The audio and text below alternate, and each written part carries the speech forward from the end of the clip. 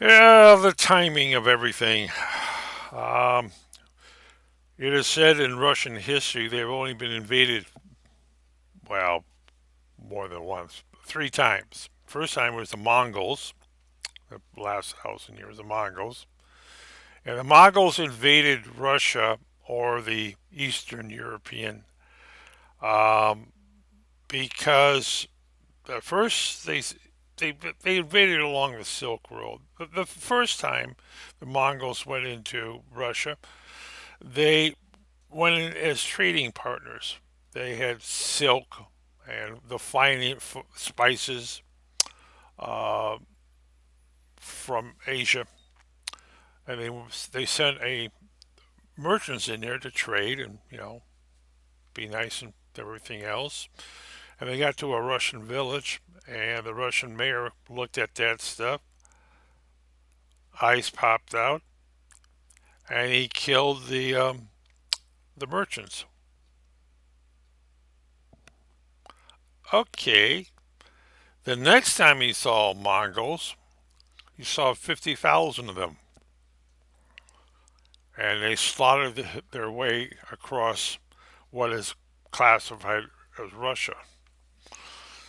Oh yes. Well, of course, with the help of the Turks, they did a great job.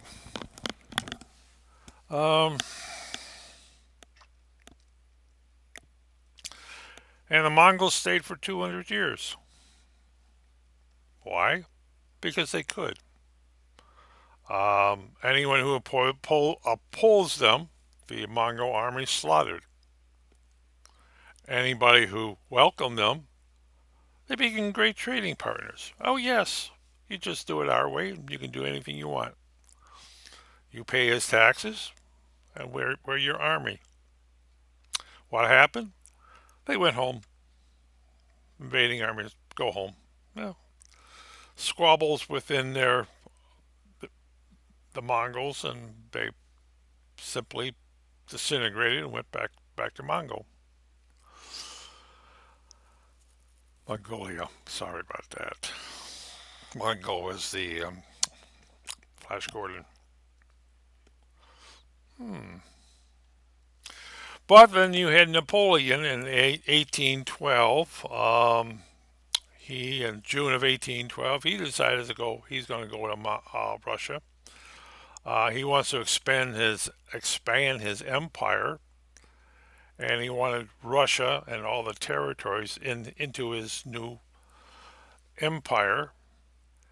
And he basically leaves Paris in June and arrives at after a few battles, arrives in Moscow on September 14th. Okay, only to find out that there's nobody there. But he's encountering the Russians all going into Russia. The Russian army would sit there and uh, basically, as a Russian army moved across Eastern Europe, the Russian army would go into villages and move the villages out of the way, move the cattle out, move the horses out, move well, what there was, uh, pigs, ducks, chickens, and basically got them out of the way of the advancing French army, which is, of course, 600,000 men are quite a big thing. But they basically stripped the land of supplies that the French army expected to get. And by that time, the Napoleon arrived in Moscow on September 14th. Um, he expected to resupply everything. I think the French army found almost nobody. Okay. Okay. Um, army is hungry, and they start looting, pillaging, and whatever food there was. Yeah. I even, well, we can't find food. They killed their horses. They ate their horses. They ate the dogs, the cats, anything else. They basically shipped the city and then went and going on the countryside. But it seems that while Napoleon started with 600,000, only 100,000 soldiers entered Moscow. And then the climate changed. It got colder. What does it mean? Well, one day it was 70 degrees, and the next day it was 30 degrees. It got colder, and it got colder, and it got colder, and it got colder. And the 100,000, while they were housed, maybe you might say, um, and then the orders came from the Alexander, Russian Alexander, to burn the city. And Napoleon, sitting in the Kremlin, looked out and saw the city aflame. And it's like Neil, thing we're all burning. Well, Moscow was burning, which is typical of Russians. They burn the city, they scorch earth, and the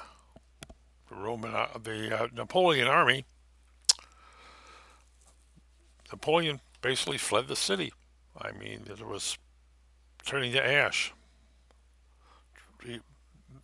The burning of basically drove the Napoleon army out. And then they did the long trip home. And it got cold, and it got frozen, and the French were not exactly prepared for um, minus temperatures 20, minus 30, minus 10. Okay. Well, as the temperatures drop, uh, you know why the military has brass buttons? Yeah, made out of copper and zinc. hmm The French had tin buttons. Their clothing were well because it was easy to produce. Let's put it that way. And the problem with tin buttons is if the temperature drops below, I think, 50 degrees Fahrenheit, it undergoes a chemical change. They become brittle. So literally speaking, the buttons that kept the French pants up disintegrated. The buttons that kept the um, coats closed disintegrated, or I say fell apart. And as the French army retreated, they their clothing didn't. Well, the pants didn't stay up, uh, and their coats didn't stay closed because they literally dropped their guns and staggered out. And they did this. Basically what they ate their horses. So they're walking back to Paris, and what is left of 100,000 men leaving Moscow, um, 10,000 got back to France. Wow! Remember the German army invading September 14th, around September 19 was 41, something like that, I guess. Um, they invaded in September, and they invaded like in 60-degree weather. And overnight, it dropped to 30 degrees, and then it got cold. And a quick run, Hitler said, take Stalingrad.